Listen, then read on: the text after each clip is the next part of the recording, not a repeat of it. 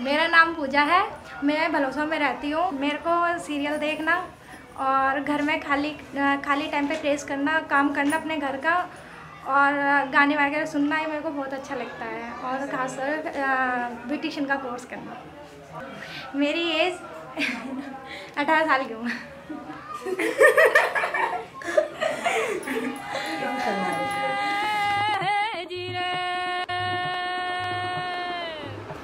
और यहाँ तो ऐसा था कि बाहर भी निकलती थी ना, 10 बार सोचना पड़ता था कि अकेले कैसे जाए, कोई ना कोई साथ होना चाहिए।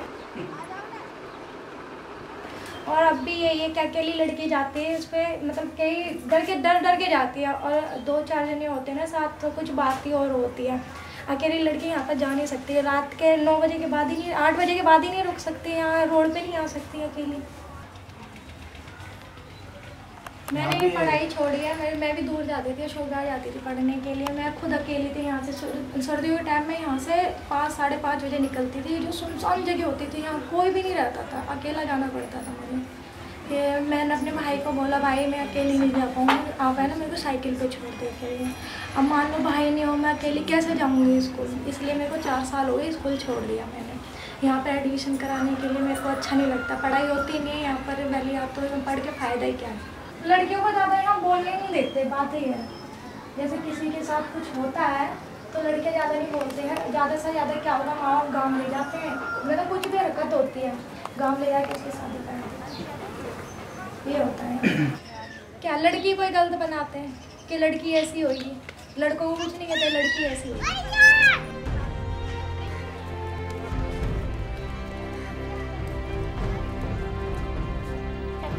जब कूड़ादान सफाई कर्मचारी जब इस तरह काम करेगा तो बाकी पब्लिक क्या करेगा?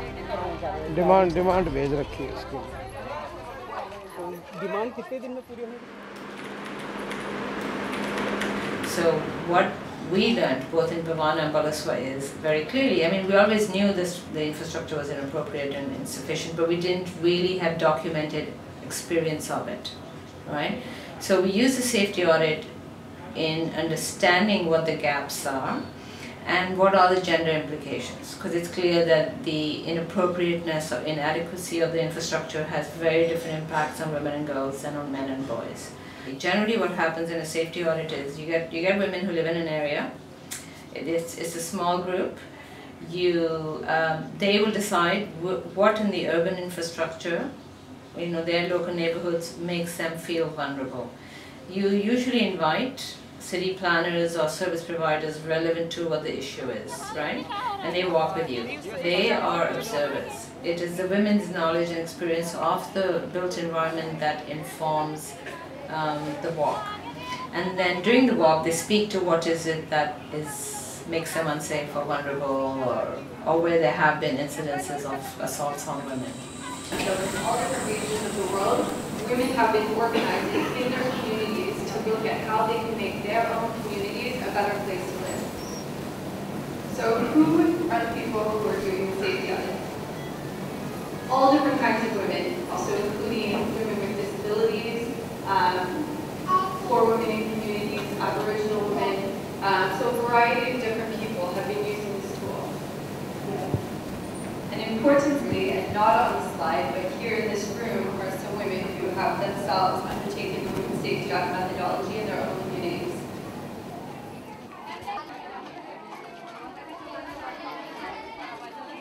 गली गली घूम घूम के देखते हैं कहाँ नालियाँ भरी है, कहाँ टूटी है, कहाँ अच्छा है, कहाँ पानी भरा हुआ है, कहाँ सफाई नहीं हो रही है। फिर हम सफाई कर्मचारी से बात करते हैं कि ऐसी ऐसी जगह पे गंदगी है, सफाई नहीं हो रही है, कूड़ा उठा के रख देते हो, ले नहीं जाते हो। फिर वो कहता है कि हाँ जी आएंगे और ले जाएंगे, तो फिर वो ले के जाता है और करता है काम। हमने ये यहाँ से किया था सेफ्टी ऑडिट, पहला जो औरतों और लड़कियों और लड़कों के साथ किया था, तो उनसे निकल कर आया कि यहाँ सबसे ज़्यादा सुरक्षा नहीं है औरतों और महिलाओं की और लड़कियों की, क्योंकि स्कूल में जाती दफ़ा भी रास्ता ऐसा टेढ़ा मेढ़ा और झाड़ियाँ हैं और वो कहीं भी छुप के हिंसा कर सकते हैं और रेप भी हो जाते हैं और बहुत कुछ निकल के आया था। और कई केस के बारे में भी बताया था। एक औरत ने तो खुल के बताया था कि मेरे पीछे हाथ मारा और मेरे पीछे ही बैठा था और मैं लैट्रिन कर रही थी और मैंने सोचा कि सूअर है, जैसे जंगली सूअर घूमते हैं ना, तो वो है। और मैंने जब उसका हाथ पकड़ा तो वो आदमी मेरे से हाथ छुड़ा के और भाग गया। मैंने शोर मचाया तो वो कीचड़ में और पानी में कूद गया।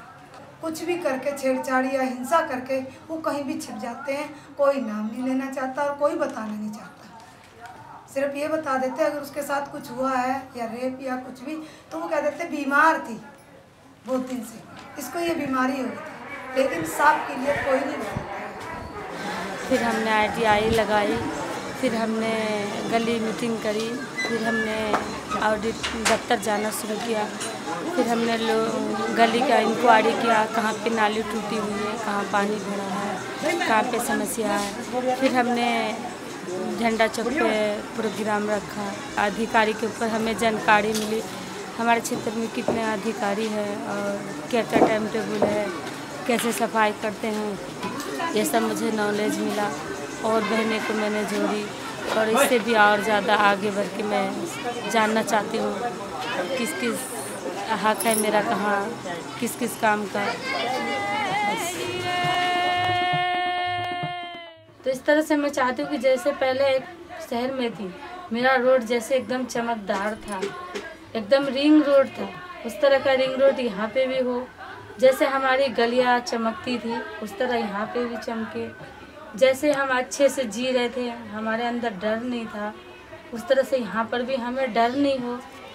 जैसे हमारे बच्चे बेखटक स्कूल चले जाते थे, कोई भी रास्ते में डर नहीं था, इस तरह का मैं यहाँ पे देखना चाहती हूँ। ये मेरा सपना है।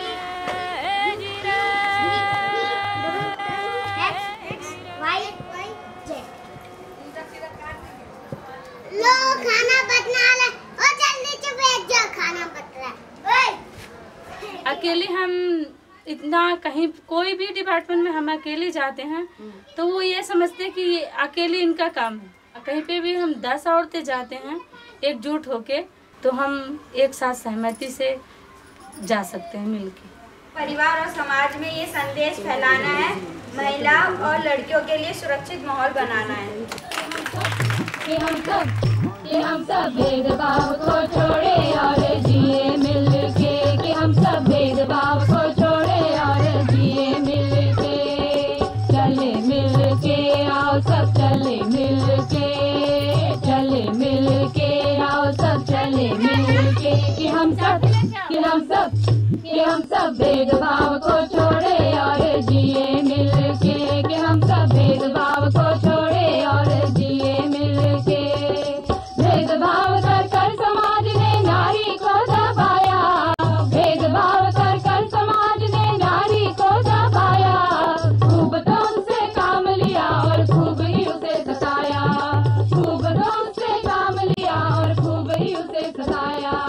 चले मिलके आओ सब चले मिलके, चले मिलके आओ सब चले मिलके, चाहे सती पर्दा